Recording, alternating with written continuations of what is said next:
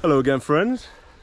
So I'm out in the woods today and I've been getting a lot of questions about how to stay safe, or people saying that they generally feel unsafe being in a wild camping situation. So me and my friends here, I'm just in the middle of getting them a drink of water because it is a very hot day, but me and my friends here have come out. We're going to demonstrate to you just a few key ways you can keep safe. Stay tuned because I think you're going to like these. These are interesting. It took me a lot of years to kind of gather all this information together, but first things first, I've got to get the dogs a drink. I just picked up this little mess tin today from the army surplus shop. It's going to be perfect for giving the dogs a little drink today, but I'm going to be doing some campfire cooking in it soon. So most of you will already have met Suki, but I don't think most of you know Buddy. This is my other dog. He's my boy.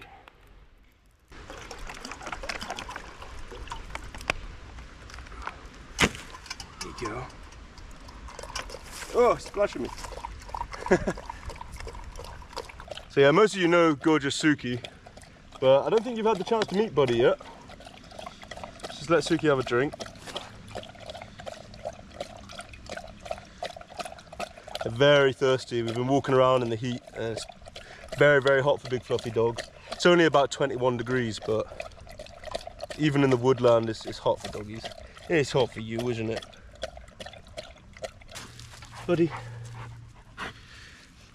Now this is Buddy. Come on, have a drink. He's a bit more prissy than old Suki. Good boy.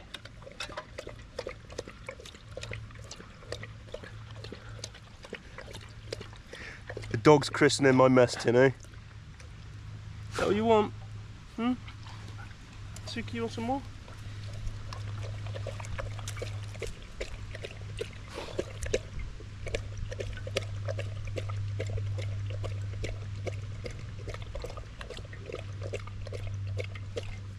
Okay, good girl. So yeah, that's Buddy and Suki. I've also brought some treats to keep him busy because Suki doesn't mind staying in one place, but Buddy, if you keep him in one spot for too long, even after a long walk like today, he just gets antsy, he gets fidgety, he starts crying, you know, he's got husky in him, they're very vocal. So I got him some duck feet. Bit gross, but to the dogs, these are going to be the best thing ever. Hey, what's this? What's this? Oh, Suki's ready. Good girl. Come here, bud. What's this? Sit down. Oh. Got a good amount of those, so I should keep them busy while I get this video out.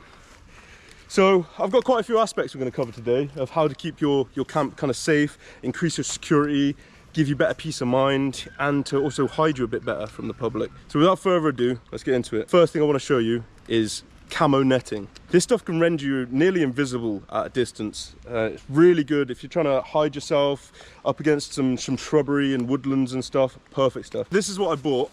It was £15 from the military surplus shop, and very good price, very reasonable. 3 by 2 meters squared, so it's a good amount. I'm going to get it just bodged up over here so you can have a little look and see what it's all about. Now look at this stuff in action, guys. Look, invisible. Where's she gone? Nobody knows. No, for real though, I'm gonna set it up. Okay, so here, this is just it's advertised as a washing line. I picked it up from a local supermarket, Asda, for £2. And it's just a stretchy piece of elastic, essentially. It's actually 2 pieces, and you're supposed to hang things within the two sections. But I picked it up as a useful bit of line to just put between 2 trees. So this is one of the ways you can use it. Just draped across a piece of paracord over the trees. I wouldn't say this is the best way, but even just like this. As you can see, I'm a lot more hidden behind this, especially if I was wearing like green camouflage clothing. Now if I'm sat behind this and it's a bit darker out, you're definitely not going to see me as well as if this wasn't here. So this could also be used to drape over equipment, bikes, stuff like that. We're actually going to incorporate it with this next little method I'm going to show you. So let's get working on that. So the next way you can disguise your camp and yourself is with a tarp. Now these come in all different colours, shapes and sizes. But this is just the OAX Bush Pro Bivvy. I think it's 3 by 2 meters or 3 by 3 meters. And it comes with all of these different attachment points, so you can hang it in a variety of ways. You can use it as a shelter, you can use it to give you some cover from the rain, or you can use it just to hide your camp and give you a bit of privacy. I'm going to show you that right now. And like I said, there's different ways to set this up, but the way I'm going to do it today, really simple. So firstly, I'm going to peg the corners of the tarp to the ground. I've left more tarp on this side than the other side. You'll see why in a minute. So just got those two corners pegged into the ground now. And now if we come around the other side, you see in these corners, I've got cordage with a little loop.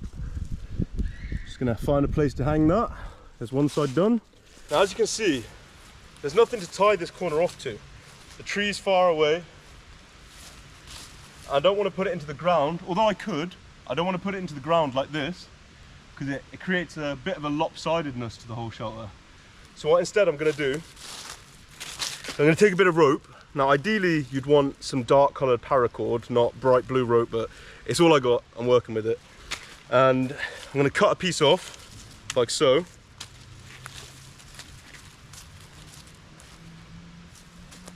Now I'm going to find a nice stick like this. I'm just going to loop the cordage from the tarp onto the stick.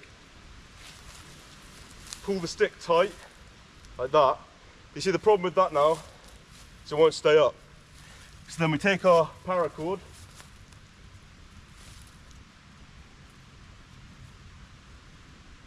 tie it onto the stick, and then we're going to tie the end of our cordage onto the tree. As you can see, we have the tarp set up. You can see that that blends in pretty well into the environment. And we can even take this a step further. Like I said, this camo net can be incorporated into a couple of things we're doing today. And this is certainly one of them. So obviously if you have a camo tarp, probably pretty useless doing this for the most part. But if like me, you've just got a normal brown tarp or whatever colour,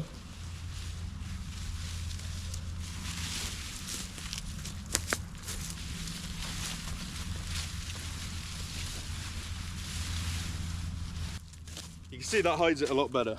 Now obviously I'd put more effort into it if I was actually staying here and not just putting it up for show, but as you can see, it's much harder to spot. It breaks up the texture of the tarp a bit and just, yeah, way more camouflage. Dogs are getting antsy again. This was my best idea today. Good boy.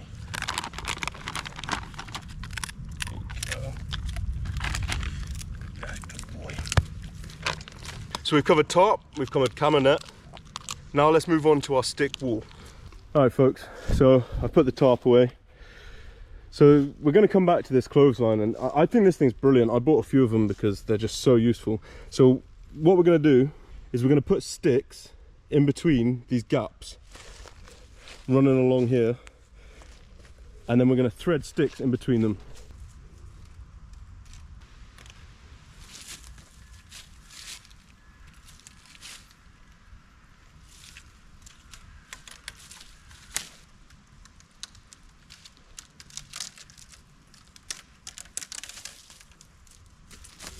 In a serious situation, what you'd want to do is actually bury the ends of these into the ground so it would create a nice stable wall.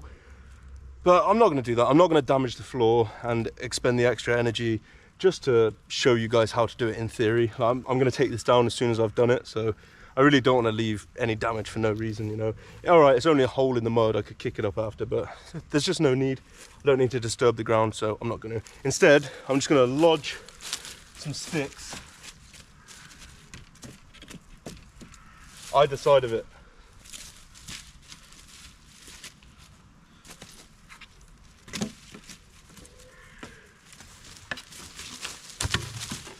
By the way guys, this is all just dead wood. I haven't been pulling this off trees, it's just lying around. Anyway, so what we're going to do, so we're going to thread it in between sticks we put down. Just like so.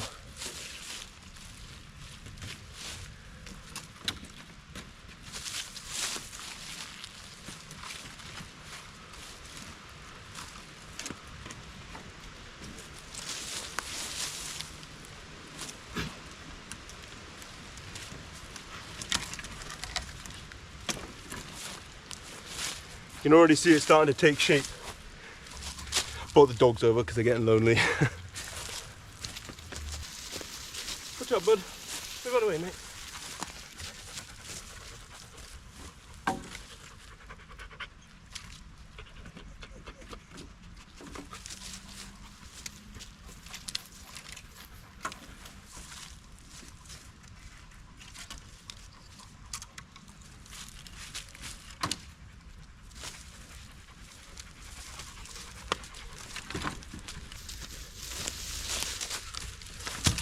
Over here, buddy. Buddy, over here. This way. Good boy. Stay over there.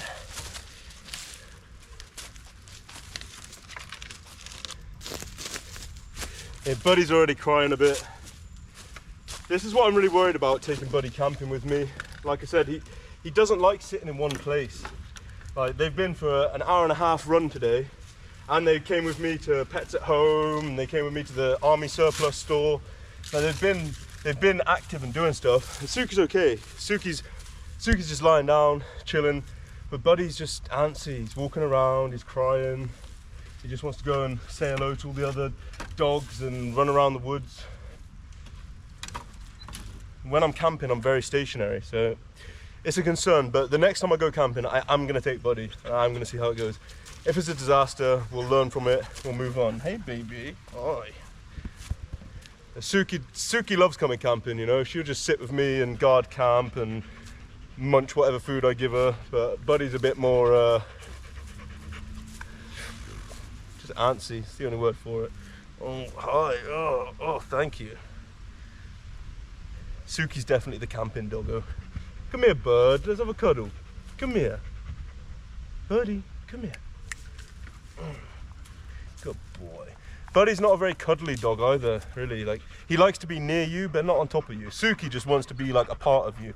Buddy he just wants to be around you. He just wants to be near you. Whoa. I've gone through this whole bag of treats just trying to keep him calm. Sit. Good girl. Lie down. Buddy, lie down. Good girl. Lie down. Good boy. Gosh. Good boy.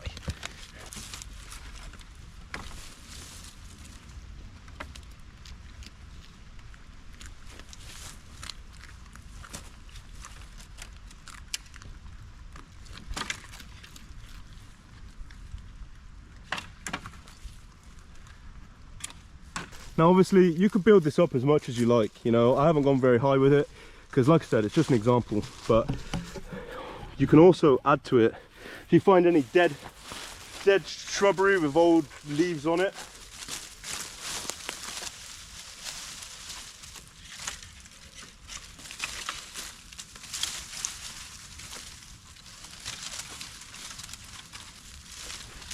as you can see, that is already making a very efficient bit of camouflage there. Now imagine if I built this wall all the way up, it would just blend in perfectly with the environment. I mean, how well can you see me here? Like, realistically, from here downwards, I'm nearly invisible, and I'm not even wearing dark camouflage clothes. As you can see, perfectly blended in, you know, especially in lower light conditions than this, which is when you're really trying to be camouflage. You know, at night is when you don't want people to spot you. It's perfect. And that took me about 15 minutes to set up. Obviously I only got this far, but if you kept going with that, it'd be brilliant. So just like the tarp method, we can also incorporate our netting into this. Now it's really up to you what side you'd put the camouflage netting on, but if I go stand on the other side of that now, I think that speaks for itself, doesn't it? Okay, let's move on to the tripwire. It is so hot today. Running around carrying all these sticks and stuff is actually melting me. But it's a good day to get out and do it. Even though it's hot, it's nice, it's dry. So here we are. Anyway, I'd argue this is probably the second most important part of your camp safety. So the first thing you want is one of these, we're going to call them personal safety alarms, but they're designed for women. And they have little rip cords, and when you pull this out, I'm going to do it just for a fraction of a second. When you pull this out, it makes a 140 decibel alarm. Yeah, it's actually disorientating. It hurts my ears. in my camping video the other day when I got woke up to the alarm in this exact location, it was disorientating. It was the first time it's gone off while I'm out and about, and it really did have me a bit all over the place, especially off of only 3 hours sleep. Anyway, so you want your alarm, you want some fishing line. Now, this is 20-pound mono fishing line. It's arguably not the best because it has some stretch in it. If you had something like a thin, very thin paracord with no stretch, it'd have less give and it would technically be better, but I like that it has a bit of give to it, and I like that it's so small and fine, and it's disposable, you know. Paracord, if you're getting through a lot of it, it's quite expensive. This cost me $6.99 for the whole roll, and there is 750 meters on there. And lastly, but certainly not least, we've got these eyed screws. Make sure they're not made out of copper. I don't see why they would be, because copper's expensive, but if you screw copper into trees, it can kill the tree, so you don't want to screw copper. But these are just like zinc plated steel or something. So what we're going to do is we're going to take our screw and we're just going to screw it into the tree. Just like that. Now you want to do it at roughly knee height, maybe a little bit lower, but too low and people might step over it, too high and they might see it or feel it. So you definitely want it about knee height. If we were camping here like we were in the last video, we'd do this in a massive circle all the way around our tent. But obviously today we don't have a tent, we don't need to do it in a massive circle. Instead, what we're going to do is we're just going to do the one just to demonstrate exactly how it works. So we'd have our eyes set up in a big circle like I said, and then we'll take our fishing line, we'll cut a length off. Now what we would do is we'd tie one end onto the eye like this, and then with the rest of the line we'd thread it all the way around all of the other eyes until it comes all the way back round to this eye, yeah? And then once it comes back to this eye, we'd thread it back through this loop like so, and then we'd bring it down and tie it off to our ripcord on our alarm. So then when somebody came and tripped the alarm, it would pull on this and pull out the ripstop on the alarm, and that'll alert you that somebody's in your camp. Now the further out you lay this from your central point, your tent, the more time you're going to have to respond to the intrusion on your camp. If you have it only a meter away from your tent in every direction, you're going to have less than a second to react before that person's on your tent.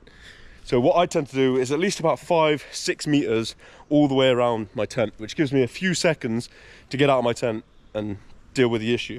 I honestly don't believe that anybody should be camping without a tripwire. It's for peace of mind. It gives you a peace of mind unlike anything else.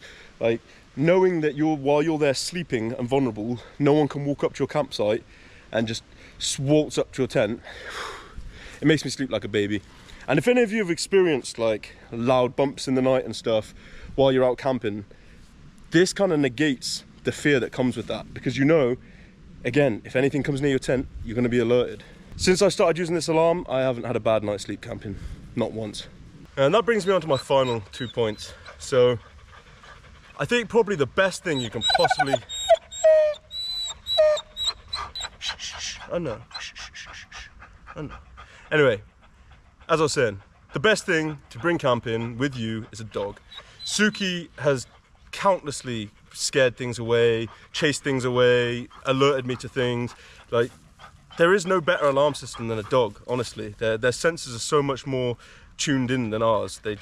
They hear, see and smell things that we just don't. It's as simple as that.